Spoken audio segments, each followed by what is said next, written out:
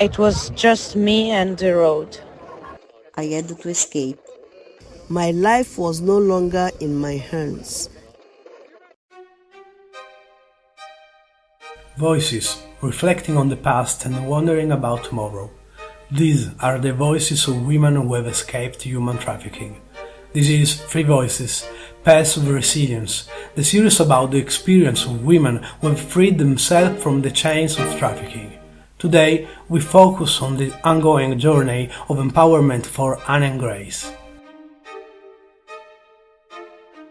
So let's recap. They tricked you, imprisoned you, forced you into prostitution, but you escaped. Then you had to learn a new language in a new reality. And now you are free, but you have to live. You must work.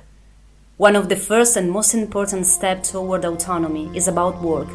Most trafficked women face enormous difficulties in pursuing a long-term career path. I wanted to find a job, but it wasn't easy. Here, my previous education wasn't recognized. Because of that, I didn't have the chance to attend many courses. At first, I didn't know how to find a job. I tried to ask the other girls, but each one was telling me a different thing, and I was completely disoriented.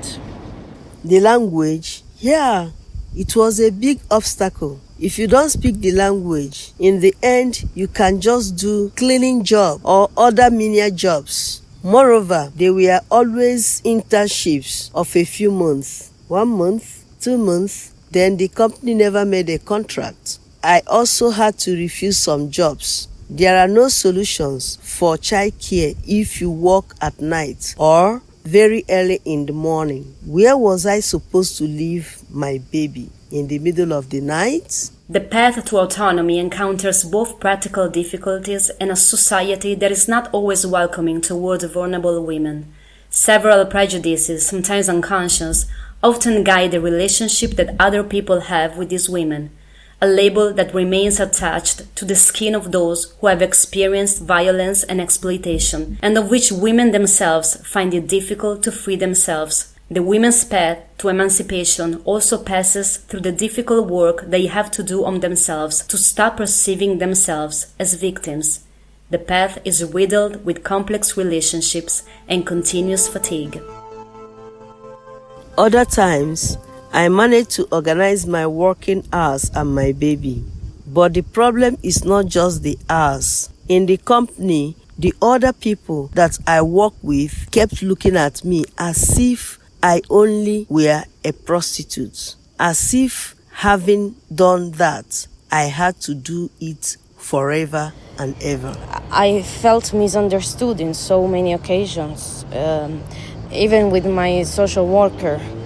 Sometimes I felt angry and depressed and had the feeling of being victim of an injustice. I had already suffered so much in the first years here. It seemed unfair to have to go through all these difficulties to find a job, to find a house. Even just to take a blood sample at the hospital was complicated for me.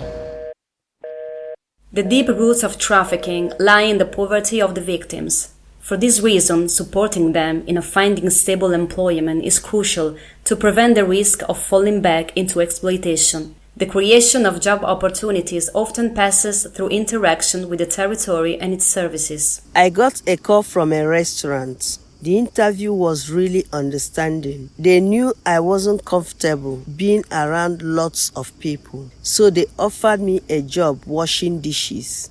After working there for a while, I started to feel more relaxed around my colleagues, and they asked if I wanted to try something new. Now, I'm a food server in the company cafeteria. The hours are perfect for me because I can take care of my daughter. My social worker suggested to go to a service near here, helping job seekers. Thanks to them, I understood how it works and managed to apply for some positions. Anna and Grace arrived in Europe as victims of human trafficking for sexual exploitation. This is the most common form of trafficking, but it's not the only one. 67% of trafficking victims are sexually exploited, 21% are forced into labor exploitation, and others are trafficked for organ harvesting, illegal adoption of minors, and forced begging. Human trafficking does not only affect women. About 20% of victims are men. The work of organizations that support trafficking victims is essential for ensuring them a different future. An inclusive and welcoming society is an antidote to the risk of re-trafficking. At the same time, it takes great courage and determination on the part of these women to take the risk of a radical break with their past lives. There was a girl who always came to talk to me. She was part of the protection program. She helped me a lot, and I would like to do the same with others. If I had made a certain choice earlier, I would have been happier. So, I tell other girls in my situation that if they meet a social worker who really wants to help them set their own path, they should stay with her. They will help you, girls. They will do everything they can to help you. I would like to send a strong message to all the girls out there who share a similar story and are still struggling to overcome it. Little by little, I'm looking for my way. I'm better now. I almost feel like For me and my children, I found a job. I know what to do. I feel stronger. It's a new life. I want to help other people. I would like the world to know my story. Do not give up. Every person has the right to a happy life. Every person has the right to a free life.